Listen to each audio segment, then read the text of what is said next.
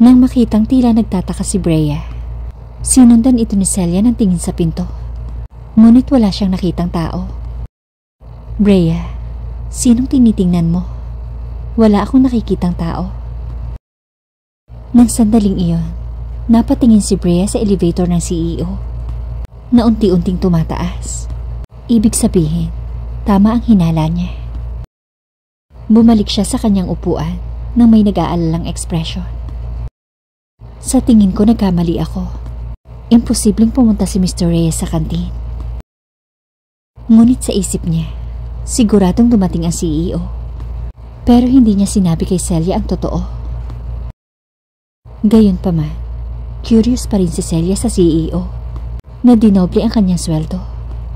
Kaya lumingon siya kay Derek at nagtanong, "Derek, matagal ka na ba sa kumpanya? Nakita mo na ba si Mr. Reyes noon?" Humigop ng kape si Derek at seryosong sumagot, "Hindi pa nagtatagal nang magsimula akong magtrabaho dito. Kaya hindi ko pa nakikita si Mr. Reyes." Tapos sinulya pa niya si Brea at ngumiti. Ang senior executive lang at si Miss Duffy ang nakakita kay Mr. Reyes, tama ba? Tumango si Brea.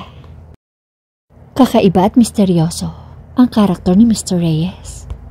Tanging mga senior executive at mga artista kasama ako ang nakakita sa kanyang mukha. At ang masasabi ko lang, napakagwapo niya. Ang kanyang mga salita ay lalong nagpapukaw kay Celia. Bahagyang kinuskus ni Celia ang kanyang ilong at nagtanong, "Ganyan ba talaga kagwapo si Mr. Reyes?" Nagtaas ng kilay si Brea. "Hindi ka ba naniniwala sa taste ko?" "Teka, naalala ko na may picture pala ako ni Mr. Reyes. Gusto mo bang makita?" Tumango si Celia. "Oo, medyo na-curious ako." Inilabas ni Brea ang kanyang telepono at saglit na tiningnan. Tapos sumimangot at sinabi, "I'm sorry, sir. Ang larawan pala ay wala sa teleponong ito. Pero napaprint ko na yan at inilagay sa bahay. Ipapakita ko na lang sa iyo sa ibang araw." Tumango si Celia at ngumiti.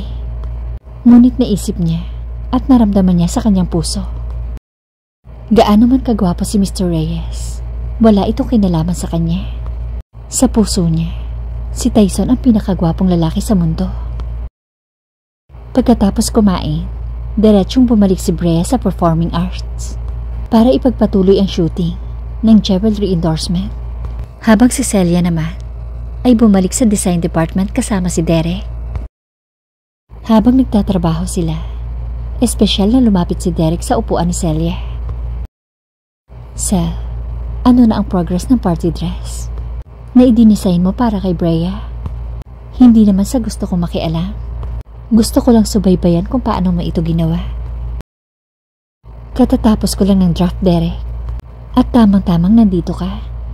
Pwede bang tulungan mo akong suriin kung merong anumang bahagi na kailangang pagbutihan?" Ipinakita ni Celia kay Derek ang kanyang computer. Yumuko si Derek para tingnan mabuti ang draft. Bagamat hindi pa yun nakukulayan, nakakamangha na ang disenyo. Hindi inaasahan ni Derek na mag-i-improve si Celia sa mga nakaraang taon. Sa iyong talento, masasabi kong maaari kang makipagkompetensya sa maraming sikat na designer ngayon. Habang pinupuri ni Derek si Celia, inilapat niya sa desk ang kanyang isang kamay para alalayan ang sarili, habang itinuturo ng isa niyang kamay ang screen ng computer. "Eto, maaari kang gumawa ng ilang mga pagbabago." Sa pakikipag-ugnayan na ito, si Celia ay mukhang nakayakap sa mga bisig nito, at ang eksenang ito ay nagbigay ng ilusyon sa dalawang magkayakap kapag tiningnan mo ito mula sa likuran. "Cel, maaari mong i-highlight ang disenyo ng bewang.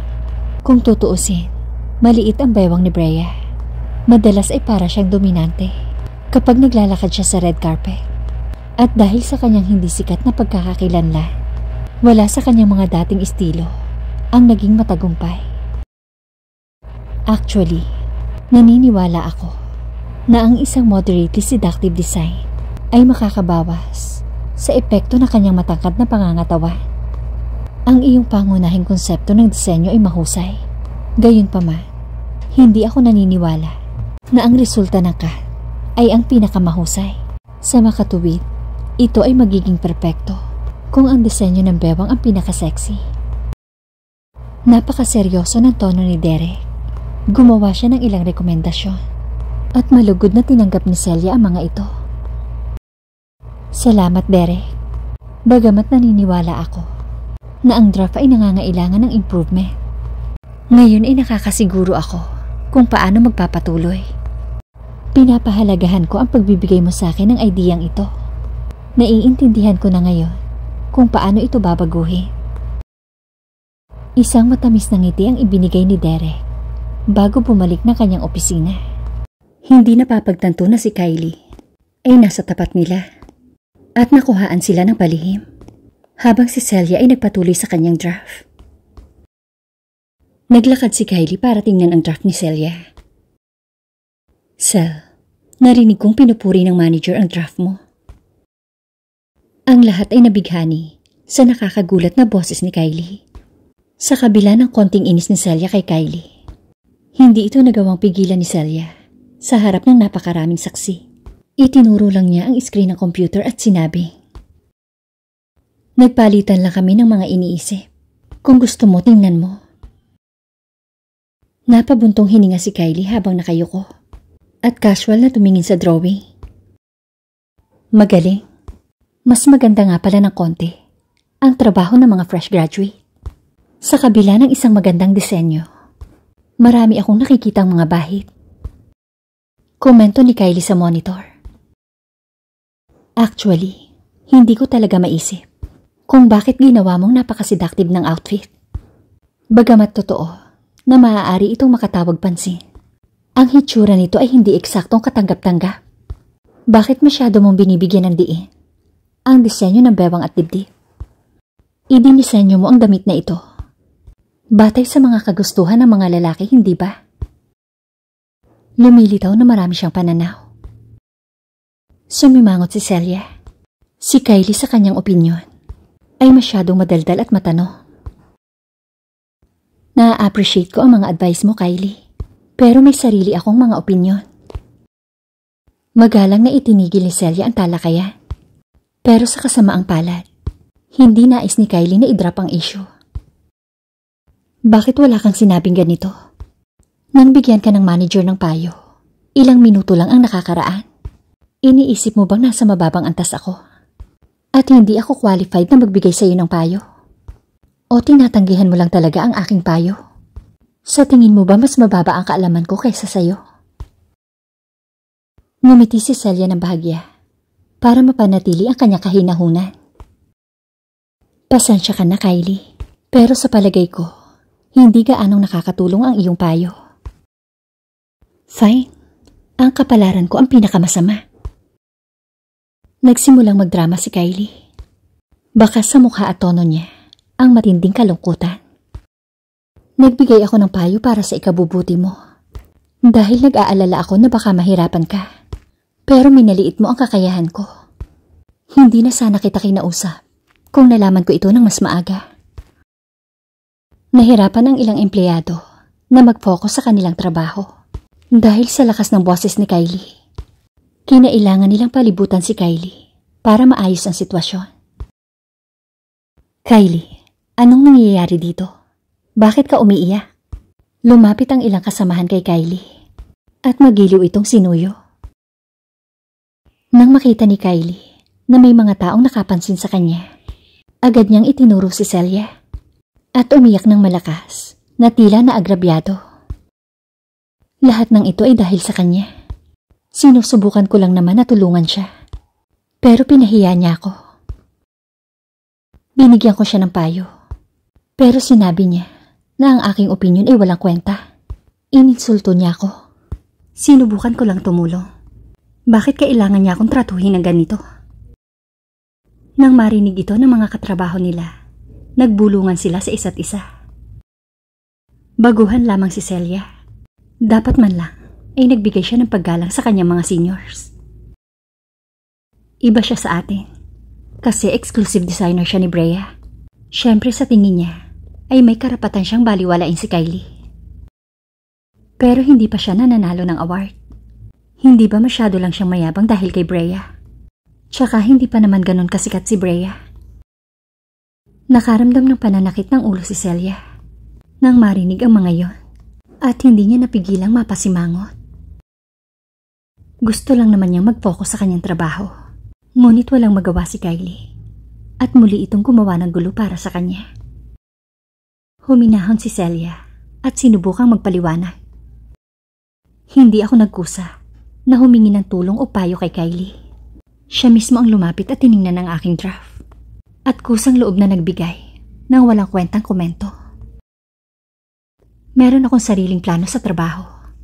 Hindi ko kailangan na sabihin niya sa akin kung paano ko gagawin ang aking trabaho.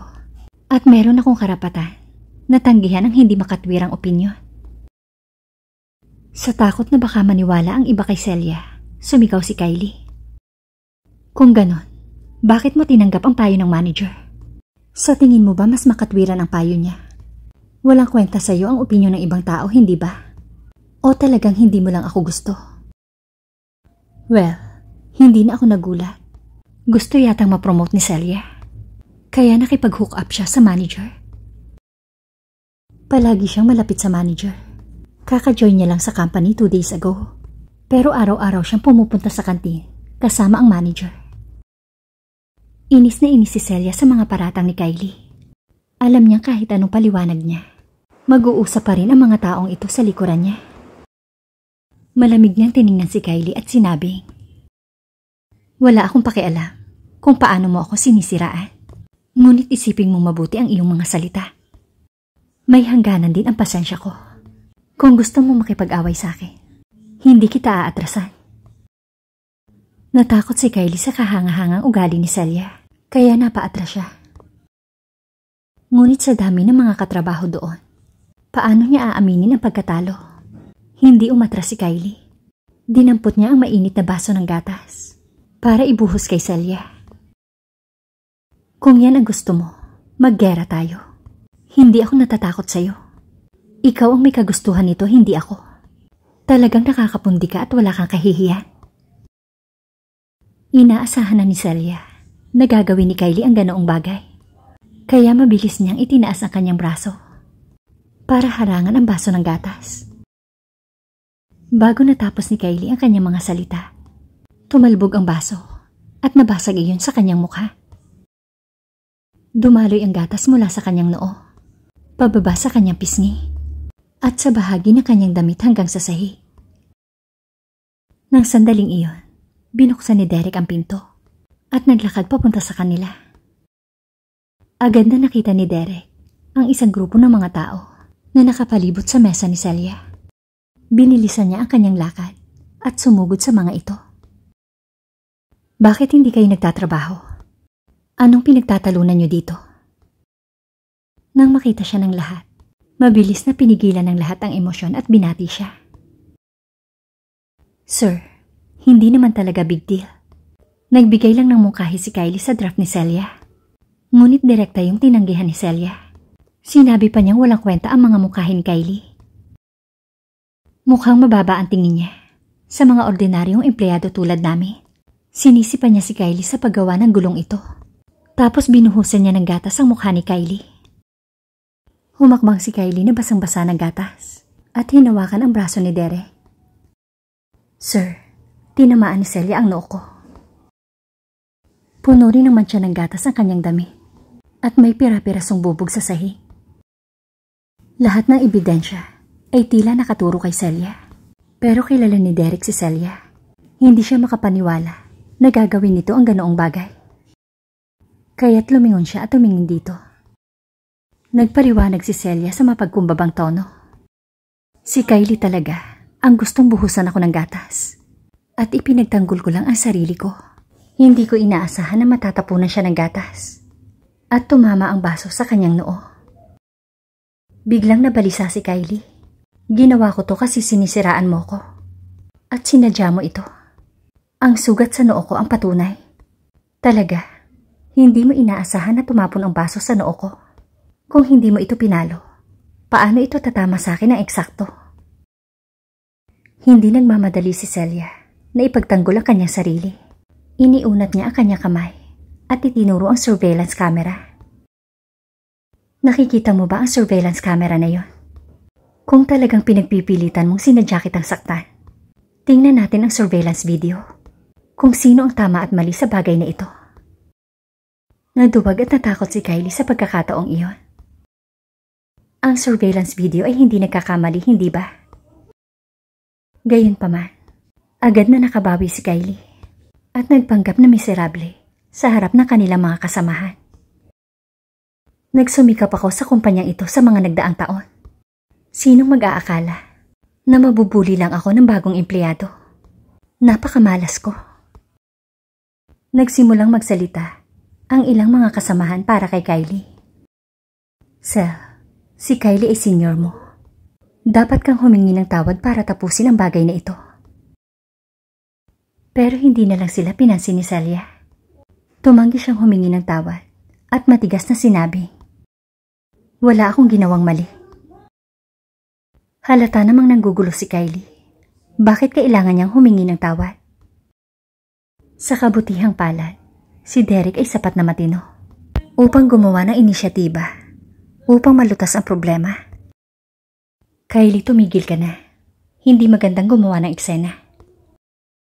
Nang sandaling marinig iyon ni Kylie, nanlaki ang kanyang mga mata. Anong ibig mong sabihin? May kasalanan ba ako dito? Ako ang naagrabyado dito. Pero nasaan ang hostisya? Ayaw nang makipagtalo pa ni Celia kay Kylie. Kaya sinabi niya, walang silbi ang pangangatwiran sa isang tulad mo. Tumawag na lang tayo ng pulis. Kinuha ni Celia ang kanyang telepono at binalak na tawagan ang pulis. Nang sandaling iyon, bumakas ang takot sa mukha ni Kylie. Nagmamadali siyang lumapit at kinuha ang telepono ni Celia para pigilan itong tumawag ng pulis. Anong gagawin niya kung sakaling kampihan ng pulis si Celia? Gayunpaman, nakita ni Celia ang kilos ni Kylie. Kaya mabilis siyang tumalikod upang umiwas. Napahiga si Kylie at bumagsak sa sahig. Nakita ang underwear nito sa ilalim ng palda at nasugatan din ang mga siko nito at tuhod. Pero imbis na umiyak, galit na galit nitong nilingon si Celia. Celia Canor, isa kang puta. Hindi pa ako tapos sa'yo. Nasaksihan ng mga kasamahan sa trabaho ang eksenang ito at nagmamadaling tinulungan si Kylie na makatayo. Kylie, okay ka lang? Dahil sa basag na baso sa sahig, ang bubog ay tumusok sa balat ni Kylie. May mga hiwa ito sa hita at tuhod. At ang mga sugat ay dumudugo. Nalukot ang mukha ni Kylie at napasigaw sa sakit. Oh my God, nasaktan ng husto si Kylie. Mukhang seryoso ang mga sugat niya. May problema si Celia. Sa tingin ko ay dapat siyang humarap sa Human Resources para pag-usapan ito ng seryoso. Nang marinig ang mga talakayan sa paligid, hindi nagpanik si Celia. Sa halip, nanatili siyang kalmado habang ipinagtatanggol ang sarili. Ang lahat ay dapat na malinaw ngayon. Si Kylie ang lumapit para kunin ang telepono ko at bumagsak siyang mag-isa sa sahig. Wala akong ginawa sa kanya. Maraming empleyado ang gustong magsalita para kay Kylie, ngunit naunang magsalita si Derek. Bueno, nasaksihan ko mismo ang buong pangyayari. At nai-record din ng surveillance video ang lahat. Kung gusto ng kumpanya na imbestigahan ang bagay na ito, titistigo ako at sasabihin sa lahat ang nakita ko. Galit na galit si Kylie at wala siyang pakialam sa sinabi ni Derek. Dinuro niya si Celia at sumigaw. Naglakas loob kang gumawa ng mga maling sagot at nasaktan mo ko ng husto. Masyado kang mabisyo. Sinasabi ko sa'yo, hindi ko ito hahayaang matapos ng madali. Nang sandaling iyon, tumawag ng ambulansya ang isang kasamahan at nag-abot ng tisyo kay Kylie para punasan ang dugo habang inaalo ito. Kylie, huminahon ka. Huminahon? Paano ako kakalma kung ganito ang pakikitungo sa akin? Kasalanan ni Celia ang lahat ng ito. Itinuturing niyang mali siya ang kabaitan ko. At sinubukan niyang sirain ang reputasyon ko. At higit sa lahat, sinaktan niya ako. Dapat niyang pagbayaran ang lahat ng sugat ko. Galit na galit si Celia. Kaya bumungad sa kanya ang pagngisi. Nakuha mo lang ang nararapat sa'yo. Wala itong kinalaman sa akin. Nagngangalit si Kylie sa galit. Huwag kang umasa na magagawa mo ang lahat ng bagay. Umaasa ka ba sa suporta ni Brea? Let me tell you, hindi pa tapos ang usaping ito. Palakas na palakas ang boses niya, na umakit sa maraming kasamahan para magtipon. At pag-usapan ang mga bagay na ito sa mahinang boses. Alam naming lahat kung ano talaga ang nangyari. Sa totoo lang, si Celia ang mayabang. Isa siyang troublemaker. Hindi na hinayaan ni Derek na magpatuloy ang mga empleyado sa paggawa ng eksena. Kaya kinailangan niya kumilos bilang isang manager. Tumigil na kayo. Go back to your own seat. Kung tutuusin, mas mataas ang status niya sa mga ito. Kaya nang makitang galit siya, unti-unting tumahimik ang lahat. Hindi nagtagal, dumating ang ambulansya. At tinulungan nilang sumakay si Kylie upang magtungo sa ospital. Hiniling ni Derek sa janitor na linisin ang dugo sa sahig. Ngayong tapos na ang drama, agad na umalis ang lahat at bumalik sa trabaho. Naglakad si Derek at lumapit kay Celia. Cel, masasabi ng tao ang tama at mali. Alam ng lahat kung sino ang tama at kung sino ang mali sa bagay na ito ngayon. Kung walang maniniwala sa'yo, mapapatunayan ng surveillance camera na inosente ka. Huwag kang mag-alala. Pilit nang umiti si Celia at walang magawa. Bagamat malinis ang kanyang konsensya, natatakot siya na maraming kasamahan ang hindi pa rin nakakaintindi sa kanya. Kahit ayaw niyang pakialaman ang iniisip ng iba, hindi pa rin siya mapakali. Isa pa, ito ang kanyang pinagtatrabahuan at siya ang magiging paksa ng publiko. Kung ang hindi pagkakaunawaan ay hindi malulutas. Bumuntong hininga si Celia at tumingin kay Derek. Mukhang nagiging malaking bagay ang mga bagay tuwing kasali ako. Konting panahon pa lang mula nang makarating ako dito. Ano na lang ang iisipin ng kumpanya sa akin? Tinapik ni Derek si Celia sa balikat. Huwag kang masyadong malupit sa sarili mo. Ito ay dahil napakahusay mo at ang ilang mga tao ay naiinggit sa'yo. Kaya sinasadya nilang magdagdag ng insulto sa pinsala. Pero hindi ibig sabihin nun na nagkamali ka. Napakaamo ng mga mata ni Derek habang nakangiti kay Celia. Kailangan mo lang maniwala sa sarili mo. Ayokong magkompromiso ka para sa sino man o sa kahit ano. Saglit na natulala si Celia nang maalala niya si Tyson. Naalala niya na minsan sinabi ni Tyson ang isang bagay na tulad nito. Sinabi nito na dapat palagi siyang maniwala sa sarili. Sa pag-iisip kay Tyson, lumiwanag ang kalooban ni Celia at hindi niya naiwasang mapangiti. Salamat sa sinabi mo, Derek. Natigilan si Derek nang makita ang maganda nitong ngiti. Nakaramdam siya ng kirot at nagsimulang tumibok ang kanyang puso. Ang tanging naiisip niya ngayon ay kung gaano niya ito kagustong hawakan at direktang ipahayag ang kanyang nararamdaman. Gayunpaman, hindi siya nangahas na madaliin ang mga bagay. At least not at this moment, na hindi pa niya alam kung ano ang nararamdaman ni Celia para sa kanya. Pagkatapos pag-isipan ang lahat, nagpa siya si Celia na huwag pansinin ang sinasabi ng iba at hindi rin siya natatakot na makipaglaban sa mga taong katulad ni Kylie. Hindi mahalaga kung anong uri ng mga trick ang gagawin ni Kylie laban sa kanya. Bukod doon, may mga surveillance video na magsisilbing patunay sa nangyari. Kaya alam niyang walang dapat ikatakot. Hindi siya kailanman hihingi ng tawad kay Kylie. At hindi rin niya ito bibigyan ng kahit isang sentimo bilang kabayaran. Huminga ng malalim si Derek bago inayos ang sarili. Celia, mukhang malubha ang mga sugat ni Kylie. Kailangan pa nating maghintay para sa mga opisyal na resulta. Sa sandaling bumalik siya mula sa ospital. Kahit na nakuna ng mga surveillance camera ang lahat, hindi ko pa rin alam kung ano ang mangyayari. Kailangan mo maghanda para harapin ito. Walang pag-aalinlangan tumango si Celia. Pwede naman siya kasuhan ni Kylie kung gusto nito. Hindi siya natatakot dito. Gayunpaman, nasa mukha pa rin ni Derek ang matinding pag-aalala. Hindi pa nagtatagal na magtrabaho ako dito. Pero sa pagkakaalam ko, hindi pa nangyayari ang ganito. Hindi ako sigurado kung anong uri ng mga hakbang ang gagawin ng kumpanya sa ganitong uri ng sitwasyon. Pero huwag kang mag-alala. Gagawin ko ang lahat para matulungan ka. Maraming salamat, Derek. Humihingi ako ng paumanhin sa kaguluhang ito.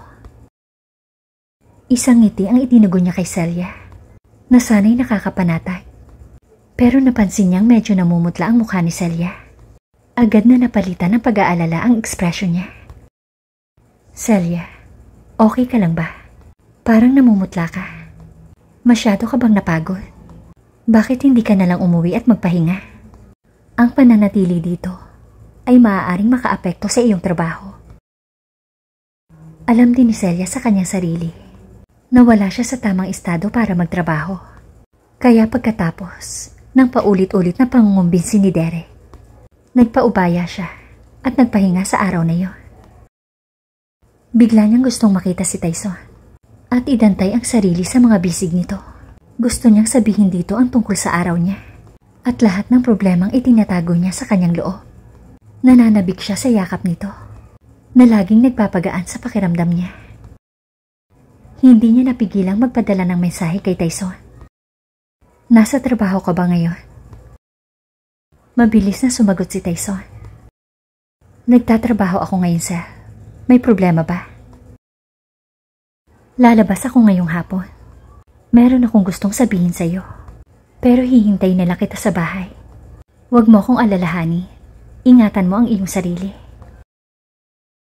Naramdaman ni Tyson na tila may nangyari at nagpadala siya ng mabilis na tugon. Nasa bahay ka na ba ngayon? Ang destinasyon ng passenger ko ay malapit sa kumpanya mo. At malapit na ako. Kakalabas ko lang ng kumpanya. Nasa crosswalk ako. Kung saan mo ako ibinaba kaninang umaga. Okay, hintayin mo ako, pupunta ako dyan. Bagamat hindi pa nakikita ni Celia si Tyson, pakiramdam niya ay medyo gumaan ang kanyang kalooban. Napakasarap sa pakiramdam na may taong tunay na nagmamalasakit sa kanya at nag-aalala sa kanya sa lahat ng oras. Pinaramdam nito sa kanya ang pagmamahal. Pinaandar ni Tyson ang Volkswagen at ipinarada yun sa gilid ng kalsada. Pagbaba niya ng sasakyan, nagmamadaling lumapit sa kanya si Celia at binigyan siya ng mahigpit na yakap. Isinubsob nito ang mukha sa dibdib niya. Bihira kay Tyson na makita ito sa ganitong kahina-hinalang kalagayan at naging emosyonal siya. Marahan niyang hinawakan ang magkabilang gilid ng mukha ni Celia at hinalikan ito bilang tanda ng pagmamahal. Pumasok muna tayo sa kotse, sir. Sobrang mainit dito sa labas. Dinala niya ito sa kotse at pinagbuksan ang pinto at tinulungan itong makapasok. Pagkatapos niyang ikabit ang seatbelt para kay Celia, yumuko siya at hinalikan ang pisngi nito. Heto, dinala ko ang paborito mong inumin at merienda. Ngayon, sabihin mo sa akin kung ano ang nangyari. Nasasaktan ako na makita kang ganyan. Naramdaman ni Celia ang bara sa kanyang lalamunan at halos hindi niya napigilan ang namumuong luha sa kanyang mga mata. Hindi kailanman nabigo si Tyson na iparamdam dito ang pagmamahal at ito ay napakainit. Nakakatuwang sitwasyon na hindi pa niya nararanasan noon. Pinanood niya si Celia habang kumakain ng merienda at pinakalma ang sarili. Malumanay siyang nagtanong. Sir, pwede mo bang sabihin sa akin ang nangyari? Tinitigan niya si Celia sa mga mata. Pakiramdam ni Celia ay natunaw ang kanyang puso sa ganitong uri ng pagtitig. Isinandal niya ang ulo niya sa balikat ni Tyson at bumuntong hininga bago ikinuwento ang lahat ng nangyari sa kumpanya. Tahimik na nakikinig si Tyson. Narinig na niya ang pangalang Kylie mula kay Brea. Tila hindi gusto ni Kylie si Celia at gumawa pa ng paraan para i-frame si Celia. Naalala niya na minsang tinuruan ni Brea ng leksyon si Kylie dahil kay Celia at ngayon naglakas loob pa rin itong ipagpatuloy ang paggawa ng gulo kay Celia. Tila hindi na magbabago ang hamak na babaeng yon. Parang gusto niyang matanggal sa kumpanya ko.